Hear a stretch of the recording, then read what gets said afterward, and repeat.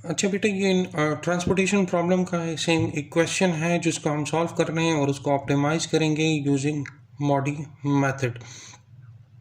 देखिए, ये सेम वही प्रॉब्लम है। इससे पहले हम इस तरह के कई प्रॉब्लम्स सॉल्व कर चुके हैं।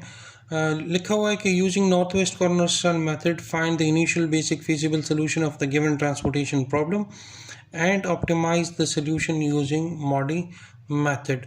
अब देखिए, आपको ये पूरा एक टेबल गिवन है जिसमें आपके पास सप्लाई भी गिवन है और डिमांड भी गिवन है। पहला स्टेप क्या होगा कि आपने चेक करना है कि ये क्वेश्चन आपके पास बैलेंस्ड है कि अनबैलेंस्ड है। आप सप्लाई को प्लस करें और डिमांड को प्लस करें और इनका रिजल्ट देखें, वो सेम आना चाहिए। तो यहाँ पे सप्लाई और डिमांड दोनों 1000 आ रहे हैं, इसलिए ये हमारे पास बैलेंस्ड प्रॉब्लम है। इसी को हम मज़ीद आगे सॉल्व करेंगे using north west corner cell method. North west corner cell method में ये आपके पास जो है नॉर्थ वेस्ट कॉर्नर सेल बन रहा है, तो हमने सबसे पहले एलोकेशन इस सेल में करनी है। यहाँ आपके पास सप्लाई 250 है, डिमांड 200 है, तो हमने 200 इसको एलोकेट किया। जब 200 इसको एलोकेट किया तो ये 200 ज़ीरो रह जाएगा, तो फिर इन सेल्स को सॉल्व करने की ज़रूरत नहीं है और ये 250 आपके पास रह जाएगा 50। रिमेनिंग इन सेल्स में ये आपके पास नॉर्थ वेस्ट कॉर्नर सेल है। यहाँ पे डिमांड 300 है, सप्लाई आपके पास 50 है, तो हमने 50 इसको एलोकेट कर दिया, तो ये 50 आपके पास ज़ीरो बन जाएगा। जब ये ज़ीरो बन गया तो इन रो में इन दो सेल्स को फिर सॉल्व करने की ज़रूरत नहीं है। इसी तरह इस 350 से भी आप 50 माइनस करोगे तो आपके पास बन जाएगा 250। रिमेनिंग ये 6 सेल्स रह गए हैं, इनमें से नॉर्थ वेस्ट सेल आपके पास ये हैं, तो आप इसको सॉल्व करेंगे। यहाँ सप्लाई आपके पास है 350, डिमांड आपके पास है 250, तो आपने 250 इसको एलोकेट कर दिया और ये 250 ज़ीरो बन गया। जब ये ज़ीरो हो गया तो फिर इस सेल को सॉल्व करने की ज़रूरत नहीं है। इसी तरह इस 350 से आप 100 माइनस करोगे, 250 माइनस करोगे तो आपके पास 100 रह जाएगा।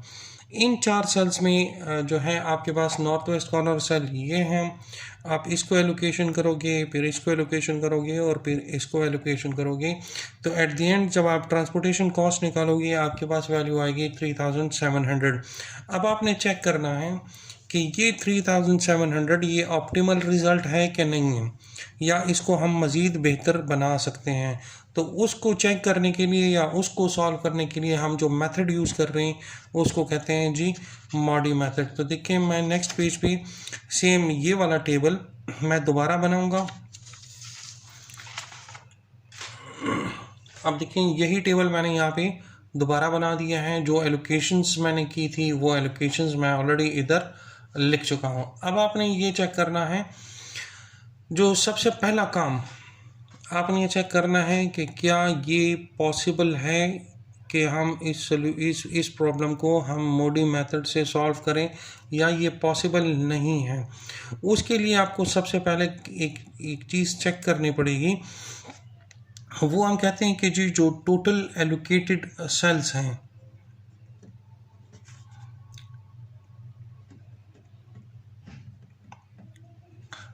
टोटल एलोकेटेड सेल्स वो बराबर होने चाहिए m+n-1 के। एलोकेटेड सेल्स कौन से हैं? आप देखें, जिन सेल्स में आपने वैल्यूज़ असाइन की हैं वो आपके पास एलोकेटेड सेल्स हैं। तो इस पूरे टेबल में आप देखें, आपके पास ये एलोकेटेड सेल है, ये एलोकेटेड है, ये है, ये है, ये और ये। तो टोटल एलोकेटेड सेल्स इसमें आपके पास कितने हैं? वो है आपके पास 6।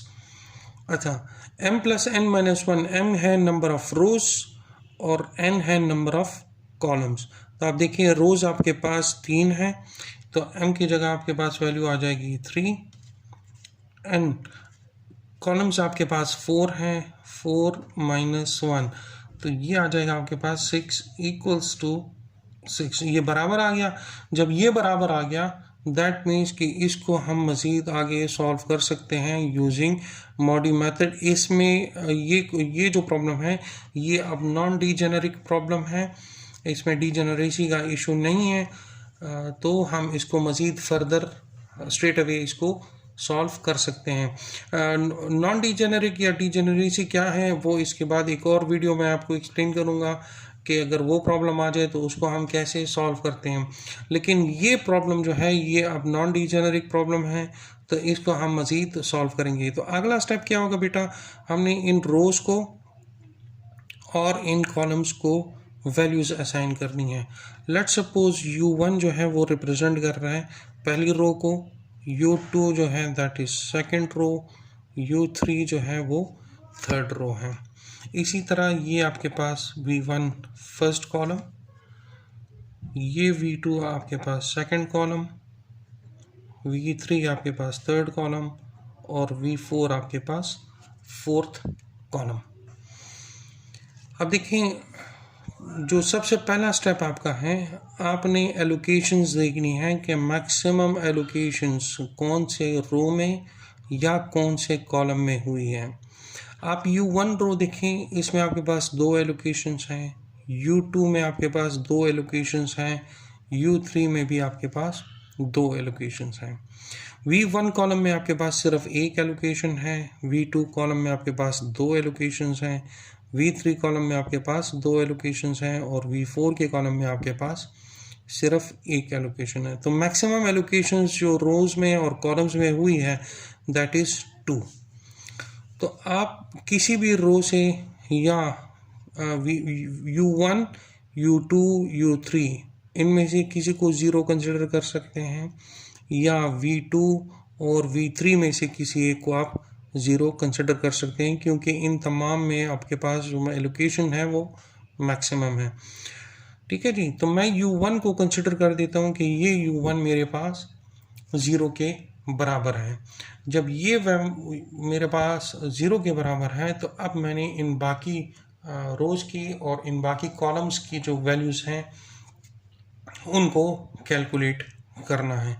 तो वो कैलकुलेशन मैं कैसे करूँगा, देखो अगर मैं V1 लेट सपोज कैलकुलेट कर रहा हूँ तो V1 के इस सेल में एलोकेशन हुई है, ठीक है, और ये सेल कौन सा है, 1 फर्स्ट रो फर्स्ट कॉलम। तो मैं कहता हूँ कि जी C11 ये किस चीज़ के बराबर है, U1 V1 के बराबर है, U1 प्लस V1 के बराबर है। अच्छा, C11 की वैल्यू क्या है आपके पास, दैट इज़ 3। तो C11 जो है ये 3 के बराबर हो गया। U1 की वैल्यू अभी आपने कैलकुलेट की है विच इज़ 0 और प्लस V1 अपनी जगह पर आ जाएगा। दैट मीन्स कि V1 की क्या वैल्यू आ गई है, V1 इज़ 3। तो आप यहाँ पे V1 की जगह 3 लिख देंगे। सेम इसी तरीके के साथ आपने बाकी इन तमाम कॉलम्स के लिए और इन रोज़ के लिए वैल्यूज़ को कैलकुलेट करना है। मिसाल के तौर पे अब आप इस कॉलम के लिए V2 कैलकुलेट करते हैं, तो V2 में आप इस रो को सेलेक्ट करेंगे, इसको सेलेक्ट नहीं करेंगे क्योंकि यहाँ पे हमारे पास U2 की वैल्यू नहीं है। लेकिन अगर मैं इस सेल को सेलेक्ट करता हूँ तो यहाँ मेरे पास U1 की वैल्यू ऑलरेडी मौजूद है। तो ये सेल कौन सा है, C12 first row second column. तो ये मेरे पास बन जाएगा C12। तो ये किस चीज़ की इक्वल होगा, U1 प्लस V2 के बराबर होगा। C12 की वैल्यू क्या है, 1, तो इसकी जगह आप 1 लिखें, और U1 किसके बराबर है, 0 के plus V2। That means V2 किस चीज़ के इक्वल हो गया, 1 के। तो आप यहाँ पे V2 इक्वल्स टू 1 लिख देंगे। सेम इसी तरह आपने जो है V3, V4, U2 और U3 इसको भी कैलकुलेट करना है। अब देखें, अब मैं U2 कैलकुलेट कर सकता हूँ क्योंकि मेरे पास V2 की वैल्यू अब आ गई है। तो अगर मैं U2 कैलकुलेट करूँगा तो मैं ये सेल लेता हूँ which is second row second column, that means C22। ये बराबर है U2 प्लस V2 के। C22 की वैल्यू क्या है, 6। U2 मैं कैलकुलेट करूँगा प्लस V2 की वैल्यू मैंने अभी कैलकुलेट की है 1। दैट मीन्स कि U2 क्या हो जाएगा, U2 मेरे पास आ जाएगा 5। तो मैं यहाँ U2 की जगह वैल्यू पुट कर दूँगा 5। इसी तरह अब अगर मैं V3 कैलकुलेट करता हूँ तो V3 का ये सेल ऑलरेडी एलोकेटेड है और ये सेल है C23 second row third column, तो ये बराबर है U2 प्लस V3 के। C23 की वैल्यू क्या है 5, U2 की वैल्यू क्या है 5 प्लस V3, दैट मीन्स कि V3 की वैल्यू आपके पास क्या आ गई है 0। तो मैं यहाँ V3 की जगह 0 पुटअप कर दूंगा। अब मुझे U3 कैलकुलेट करना है और V4 कैलकुलेट करना है, तो मैं V4 फिलहाल कैलकुलेट नहीं कर सकता, उससे पहले U3 कैलकुलेट करूँगा। जब मैं U3 कैलकुलेट करूँगा तो मैंने इस सेल में ऑलरेडी एलोकेशन की हुई है, ठीक है जी, विच इज़ 3, और ये सेल मेरे पास है third row third column, that means C33 जो बराबर है U3 प्लस V3 के। C33 की वैल्यू क्या है मेरे पास, यहाँ पर है, उसकी वैल्यू है 3, उसकी जगह 3 पुट करो। U3 आपने फाइंड करना है और V3 की वैल्यू आपके पास क्या है 0, तो U3 आपके पास क्या बन गया 3, तो आप यहाँ पे U3 की जगह पे पुटअप कर दो 3। अब आपने कैलकुलेट करना है V4।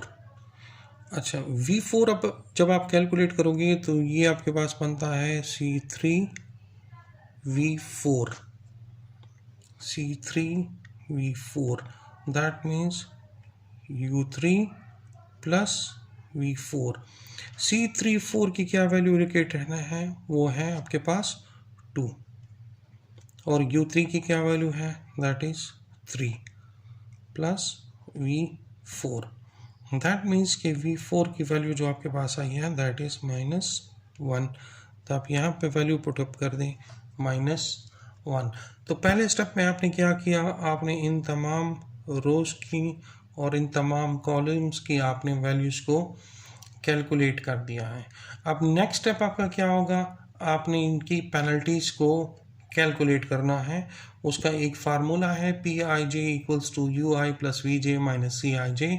इसको आप देखें बेटे, जब इन रोज़ की और इन कॉलम्स की आपके पास वैल्यू आ जाए, उसके बाद जो ये नॉन बेसिक सेल्स हैं जिनमें एलोकेशंस नहीं हुआ, हमने इनकी पेनल्टीज़ कैलकुलेट करनी है। इनकी पेनल्टीज़ अब देखें, जिस तरह हमने 7 की पेनल्टी कैलकुलेट करनी है, 4 वाली सेल की पेनल्टी कैलकुलेट करनी है, 2 की, 9, 8, 3, इनकी हमने पेनल्टीज़ कैलकुलेट करनी है। वो पेनल्टी कैसे कैलकुलेट होती है, उसका ये फार्मूला गिवन है, PIJ equals to UI plus VJ minus CIJ। तो आप इस टेबल में देखें, सबसे पहले जो हमने कैलकुलेट करना है वो इसके लिए नॉन बेसिक सेल्स हैं, इस पर लोकेशन नहीं हुई, इसके लिए कैलकुलेट करना है।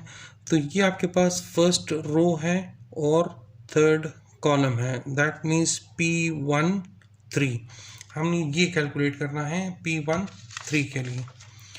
तो ये आपके पास हो जाएगा P13, that means UI, that means U1 plus VJ means V3 minus CIJ means C13। इनकी वैल्यूज आप यहाँ से कैलकुलेट कर दें। देखें, आपके पास UI की वैल्यू क्या है 0, V3 की वैल्यू क्या है 0, और एलोकेटेड नॉन एलोकेटेड सेल इसकी वैल्यू क्या है 7, दैट मीन्स 0 प्लस 0 माइनस 7। तो आप यहाँ पे ये वैल्यूज पुट कर दें, दैट मीन्स 0 प्लस 0 माइनस 7, तो इससे आपके पास रिजल्ट क्या आ जाएगा -7। ये आपने पेनल्टी कैलकुलेट की है इस सेल के लिए। सेम इसी तरीके से अब आपने इस सेल के लिए भी पेनल्टी कैलकुलेट करनी है। तो ये आपके पास P14 first row fourth column, P14, that means U1 plus V4 minus ये वैल्यू 0 माइनस 1 माइनस 4, तो आपके पास रिजल्ट क्या आ जाएगा -5। तो ये है आपके पास P14। तो अब नेक्स्ट जो वैल्यू आप कैलकुलेट करोगे वो आप कैलकुलेट करोगे P14 के लिए, तो ये आ जाएगा U1 plus V4 minus C14। तो U1 की वैल्यू आपके पास 0 है, V4 इसकी वैल्यू आप यहाँ से देखो, V4 की वैल्यू आपके पास है -1 माइनस, और C14 की वैल्यू आपके पास है 7। तो ये आपके पास बन जाएगा -8 -1 -7, तो ये आपके पास बन जाएगा C14 की वैल्यू है 4, ठीक है, 7 नहीं है। C14 की वैल्यू आपके पास है -4, तो -1 -4 ये आपके पास आ जाएगा -5। P14 की वैल्यू आपके पास आ गई है पेनल्टी -5। एग्जैक्टली इसी तरह जो ये बाकी सेल्स हैं नॉन एलोकेटेड, जिस तरह 2 है, 9 है, 8 और 3, इनके लिए भी आपने पेनल्टीज को कैलकुलेट करना है। इसकी पेनल्टी ये आएगी, ये P21 second row first column P21 equals to U2 plus V1 minus 2। Same इसी तरह इस 9 के लिए आपके पास क्या आएगा, P24 equals to U2 plus V4 minus 9। इसी तरह इस 8 के लिए आपके पास क्या आएगा, P31 third row first column P31 equals to U3 plus V1 minus 8। ये आपके पास आएगा P32 equals to U3 plus V2 minus 3। अब ये तमाम आप कैलकुलेट कर दो, ये तमाम पेनल्टीज उसके बाद मैं आपको आगे बताता हूँ कि करना क्या है। अच्छा बेटे देखो, मैंने ये तमाम पेनल्टीज कैलकुलेट कर दी हैं फॉर नॉन बेसिक सेल्स। जो PI3 की मेरे पास पेनल्टी आ रही है दैट इज़ -7, P14 की पेनल्टी है -5, P21 की पेनल्टी है 6, P24 की पेनल्टी है -5, P31 की पेनल्टी है -2 और P23 की पेनल्टी है 3-2। ये तमाम वो पेनल्टीज़ हैं जो नॉन बेसिक सेल्स के लिए हमने कैलकुलेट करनी है। अब आपने क्या चेक करना है कि आपके पास जितनी भी पेनल्टीज़ आई हैं ये तमाम नेगेटिव होनी चाहिए। अगर ये तमाम नेगेटिव हैं दैट मीन्स आप ऑप्टिमल सोल्यूशन तक पहुंच गए हो। अगर ये तमाम आपके पास नेगेटिव नहीं हैं तो फिर आपको आगे मज़ीद काम करना पड़ेगा। आपको न्यू बेसिक सेल को आइडेंटिफाई करना पड़ेगा और उसको सॉल्व करना पड़ेगा। आपका ये प्रोग्राम या ये कैलकुलेशन या ये टास्क कब कंप्लीट होगा, जब आपके पास ये तमाम पेनल्टीज जो हैं ये नेगेटिव आ जाएं। तो अब यहाँ पर आप देखें, आपके पास ये पेनल्टी जो है P21 ये आपके पास पॉजिटिव है और P32 ये आपके पास पॉजिटिव है। तो अब आपने नेक्स्ट स्टेप में क्या करना है, अब आपने नया बेसिक सेल उसको आइडेंटिफाई करना है। नया बेसिक सेल कौन सा होगा, जितने भी पॉजिटिव वैल्यूज़ हैं उनमें से जो मैक्सिमम पॉजिटिव वैल्यू होगी और वो जिस सेल की होगी तो वो सेल आपके पास बेसिक न्यू बेसिक सेल होगा। जिस तरह आप इस यहाँ पर देखो, आपके पास P21 की वैल्यू आ रही है 6 और P32 की वैल्यू आपके पास आ रही है 1, तो ये 6 मैक्सिमम है। दैट मीन्स P21 का जो सेल है वो सेल अब आपका न्यू बेसिक सेल होगा और अब आपने सारी कैलकुलेशन वहाँ से स्टार्ट करनी है। तो देखो मैंने वही टेबल यहाँ पे दोबारा बना दिया है, सेम वही एलोकेशन वाला टेबल है, वो हमने यहाँ पे एज इट इज़ बना दिए। तो आपके पास न्यू बेसिक सेल जो बना है दैट इज P21। तो P21 that means second row first column. तो P21 आपके पास ये वाला सेल बन रहा है। ये सेल अब आपका न्यू बेसिक सेल होगा। दैट मीन्स आपने यहाँ से स्टार्ट करना है। और कैसे स्टार्ट करना है अब ये पॉइंट समझना है। देखें, आपने यहाँ पे बेसिकली एक क्लोज्ड लूप बनाना है। आप यहाँ से तो या हॉरिजॉन्टली जा सकते हैं या आप वर्टिकली जा सकते हैं। टर्न आपने कहाँ पर लेना है, जहाँ पर एलोकेटेड सेल होगा। आप एलोकेटेड सेल से ही सिर्फ अप या डाउन टर्न ले सकते हैं। इसके अलावा अब अगर आप यहाँ पर पहुँच गए हो तो यहाँ से आप ना ऊपर टर्न कर सकते हैं ना आप बॉटम में टर्न कर सकते हैं। हाँ, अगर आप यहाँ पहुँच गए हो तो यहाँ से आप ऊपर भी जा सकते हो, नीचे भी आ सकते हो इस वाले सेल में भी। अगर आप इस वाले सेल में ऊपर आ गए हो तो फिर इससे आप राइट और लेफ़्ट नहीं जा सकोगे। तो आपने ऐसा इसके अंदर लूप को आइडेंटिफाई करना है ताकि आपके पास यहाँ पर एक क्लोज्ड लूप बन जाए। तो देखिए, अगर मैं यहाँ से स्टार्ट करता हूँ और मैं इस सेल तक पहुँचता हूँ तो ये चूंकि एलोकेटेड सेल है तो इससे मैं ऊपर या नीचे की तरफ मूव कर सकता हूँ। अगर इससे मैं ऊपर की तरफ मूव कर लूँ तो ये भी एलोकेटेड सेल है, यहाँ से भी मैं राइट और लेफ़्ट मूव कर सकता हूँ। तो यहाँ से अगर मैं लेफ़्ट की तरफ मूव करूँ, ये भी एलोकेटेड सेल है, तो मैं इससे भी डाउनवर्ड मूव कर सकता हूँ और मैं वापस अपनी इस ओरिजिन पॉइंट तक पहुँच सकता हूँ। तो देखिए, मेरे पास जो लूप बनेगा वो यहाँ से यहाँ तक का बनेगा। इस सेल से मैं इस सेल तक आऊँगा, इस सेल से मैं इस सेल तक आऊँगा और वापस इस सेल से मैं इस सेल तक आ जाऊँगा।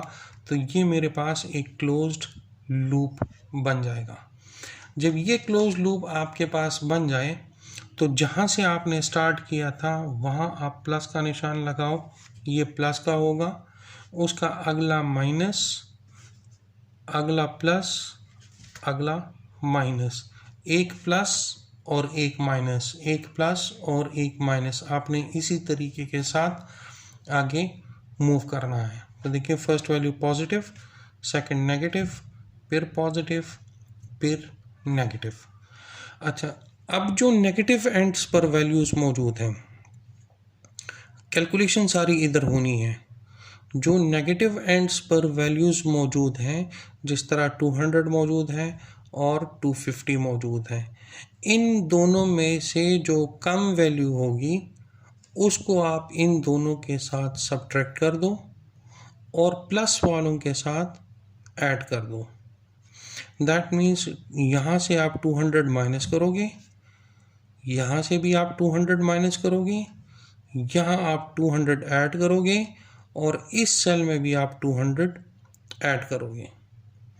ठीक है बेटा, देखें, अगर यहाँ से मैं 200 माइनस कर देता हूँ तो इस सेल में मज़ीद कुछ एलोकेशंस नहीं होंगी। यहाँ सिर्फ यही बेसिक जो इनिशियल वैल्यू थी 3 यही आएगी। ये 200 अब इसमें एलोकेट नहीं होगा। ये 200 आपने इस सेल से भी माइनस करना है, तो ये 250 के बजाय अब आपके पास क्या रह जाएगा, 50 रह जाएगा। तो इस सेल में आप 50 एलोकेट करोगे और इसकी वैल्यू 6 रहेगी। इस 50 के साथ अब आप 200 ऐड करोगे क्योंकि यहाँ प्लस का साइन है। जो अब आप 50 ऐड करोगे तो ये आपके पास बन जाएगा 250, उसकी वैल्यू क्या है 1। और यहाँ पर भी आप ऐड करोगे कितना 200। तो यहाँ पहले कोई एलोकेशन नहीं थी, अब आप यहाँ पर 200 की एलोकेशन ऐड कर दोगे। ठीक है बेटा, बाकी जो टेबल है उसमें कोई चेंजेस नहीं, यानी वो आपने एज इट इज़ लिख देनी है, उसमें कोई फ़र्क नहीं आएगा।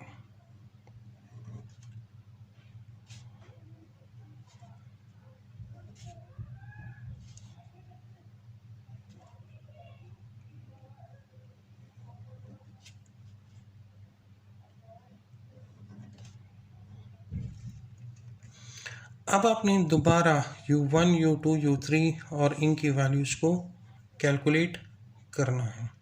तो आपने दोबारा देखना है कि कौन सी रो में और कौन से कॉलम में आपके पास मैक्सिमम एलोकेशंस हुई हैं। रो 1 में आपके पास सिर्फ एक एलोकेशन है, रो 2 में आपके पास 3 एलोकेशंस हैं, 1 2 3। रो 2 में आपके पास 2 एलोकेशंस हैं। V1 कॉलम में आपके पास एक है, इसमें 2 हैं, इधर भी 2 हैं और इधर एक है। तो मैक्सिमम एलोकेशन इस रो में है, तो U2 आपके पास बन जाएगा 0।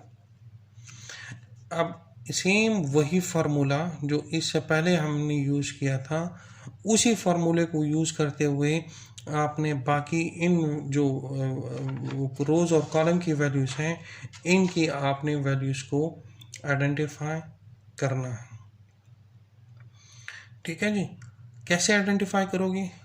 देखें, आपने V1 को आप पहले कैलकुलेट करना है क्योंकि V2 की वैल्यू आपके पास ऑलरेडी मौजूद है। एलोकेटेड सेल वो आपके पास है C12 इक्वल्स टू C21 है, सॉरी,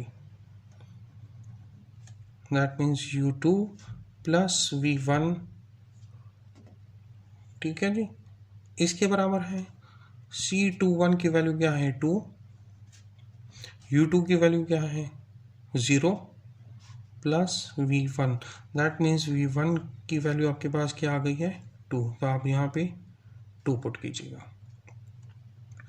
सेम इस तरीके के साथ आप V2 को कैलकुलेट करेंगे।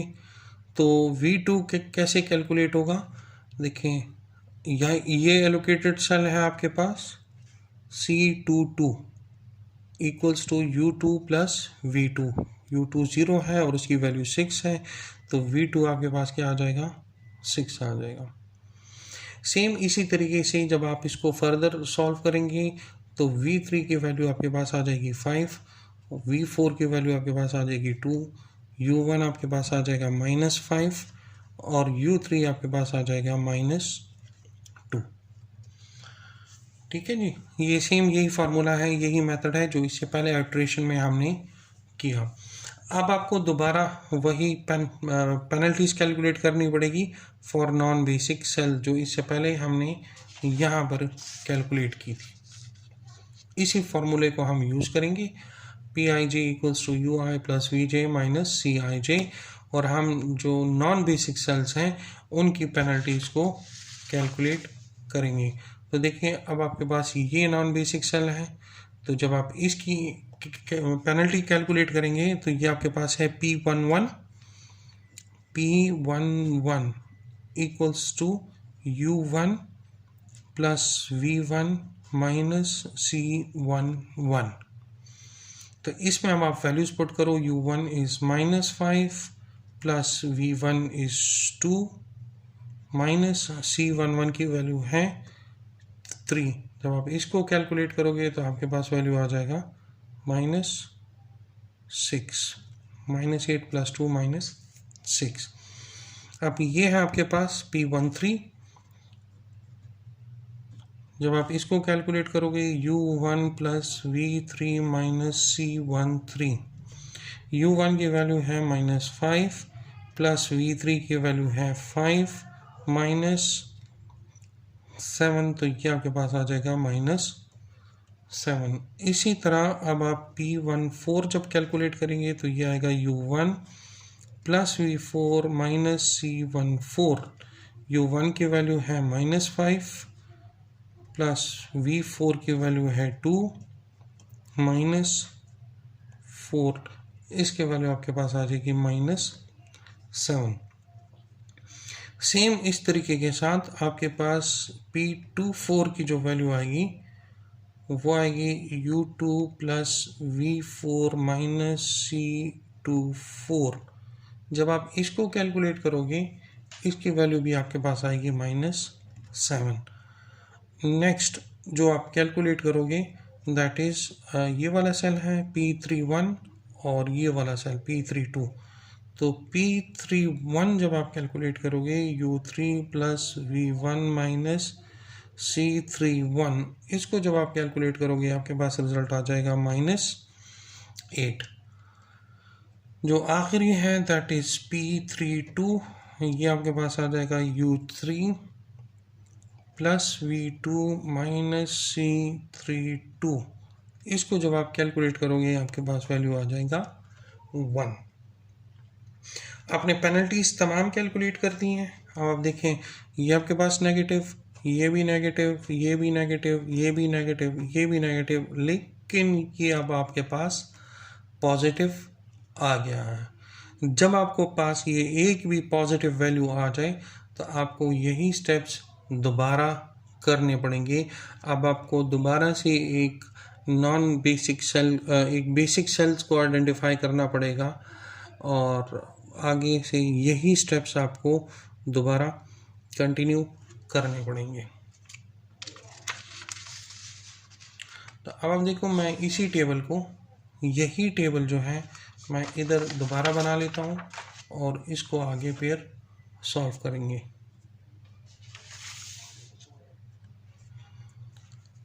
इसकी वैल्यू 3 है, ये 1 है और 250।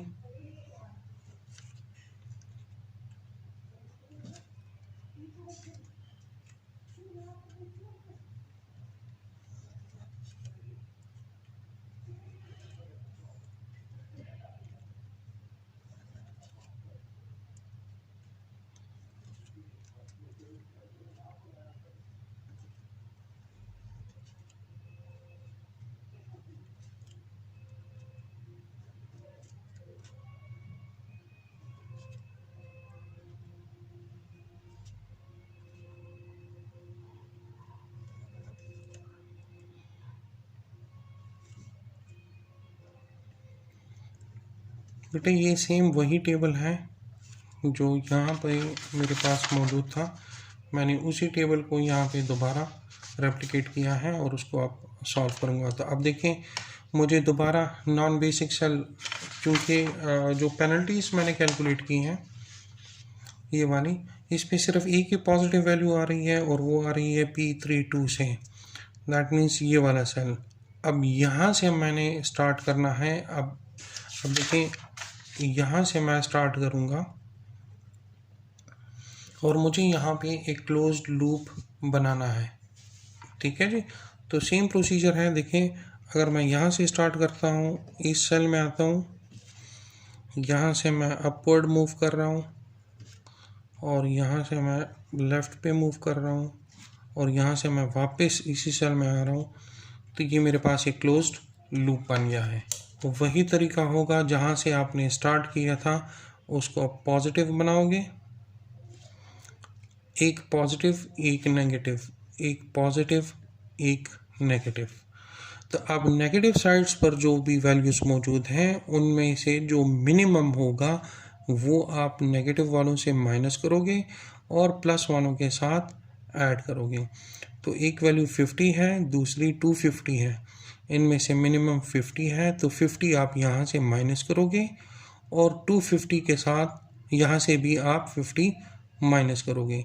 इस सेल में आप 50 ऐड करोगे और इस सेल में आप 50 ऐड करोगे। तो देखो, इन बाकी सेल्स में तो कोई चेंजेस नहीं आ रही, तो मैं इन बाकी सेल्स को एज इट इज़ लिख देता हूँ। जिन सेल्स में चेंजेस होंगी वो आपके साथ शेयर करता हूँ कि वो आप कैसे करोगे।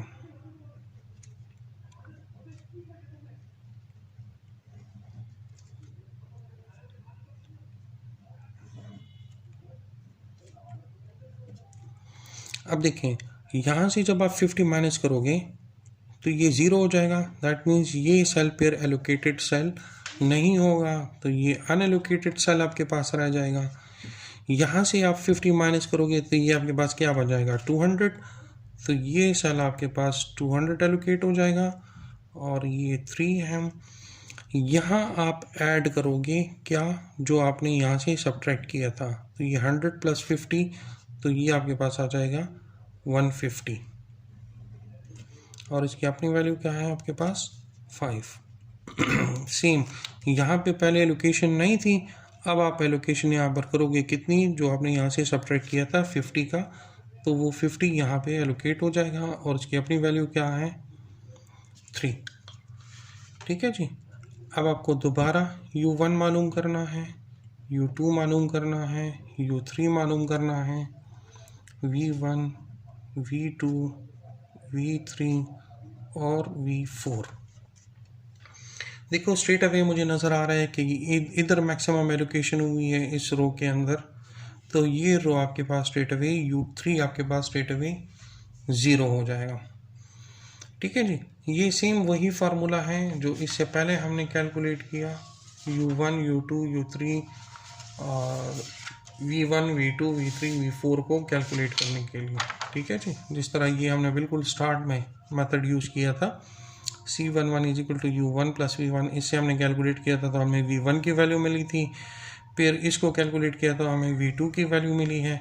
सेम फार्मूला जब आप यूज़ करोगे तो आप इन पर जब अप्लाई करोगे तो यहाँ पर आपके पास U1 की जो वैल्यू है वो आ जाएगी -2, U2 की वैल्यू आपके पास आ जाएगी 2, V1 आपके पास होगा 0, V2 आपके पास होगा 3, V3 आपके पास आएगा 3 और V4 की वैल्यू आपके पास आएगी 2।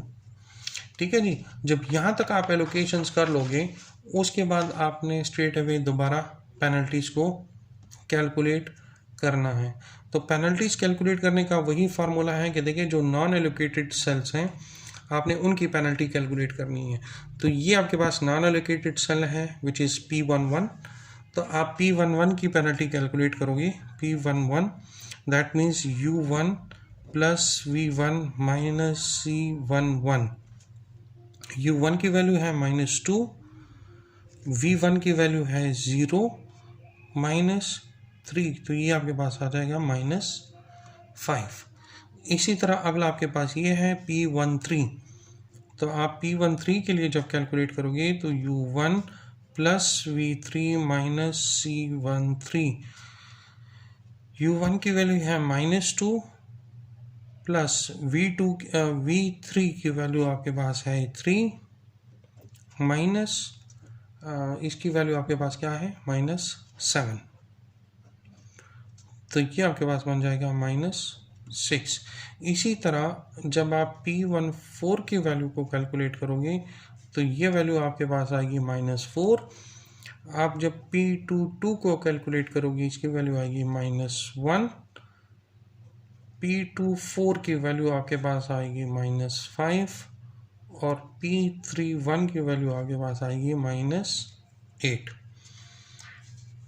एक पेनल्टी आपके पास ये आ गई है, ये है और ये आपके पास तमाम वो पेनल्टीज़ हैं। अब अगर आप गौर से देखो तो ये तमाम पेनल्टीज़ अब आपके पास नेगेटिव हैं। जब नेगेटिव है दैट मीन्स यहाँ आपका ऑप्टिमल सॉल्यूशन एग्जिस्ट करता है, इसको मज़ीद सॉल्व करने की ज़रूरत नहीं है। तो अब आपका जो ऑप्टिमल ट्रांसपोर्टेशन कॉस्ट होगा, अब आप इनको आपस में मल्टीप्लाई करें और ऐड अप करें तो आपके पास रिज़ल्ट आ जाएगा 2450। बिल्कुल जब स्टार्ट में हमने मूडी मेथड को अप्लाई नहीं किया था और हमने इस प्रॉब्लम को सॉल्व किया था तो वहाँ पर हमारे पास जो इसकी कॉस्ट आ रही थी वो थी हमारे पास 3700 लेकिन जब मूडी मेथड से हमने उसी प्रॉब्लम को आगे और ऑप्टिमाइज़ किया तो अब देखो हमारे पास रिज़ल्ट बेहतर होके 2450 आ गया। ये 2450 जो है ये ऑप्टिमल सॉल्यूशन है इस प्रॉब्लम का। आई होप कि इस एग्जाम्पल से आपको मूडी मेथड की समझ आ गई होगी। इसके अलावा एक और एग्जाम्पल भी इंशाल्लाह मैं इस पे सॉल्व करके आपके लिए शेयर करूँगा। Thank you.